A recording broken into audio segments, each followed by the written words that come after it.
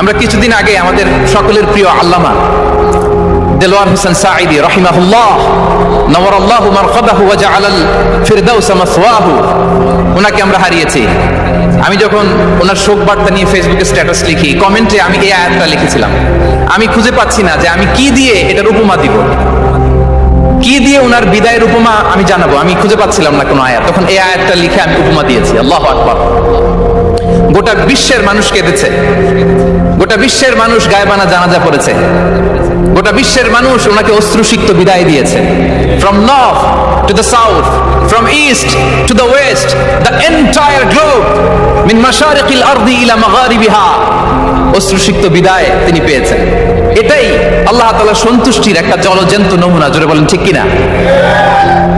এর চেয়ে জলজ্যান্ত নমুনা আমার জীবদ্দশা আমি দেখিনি। এত মানুষের কান্না, কাবার গিলাফ ধরে কান্না।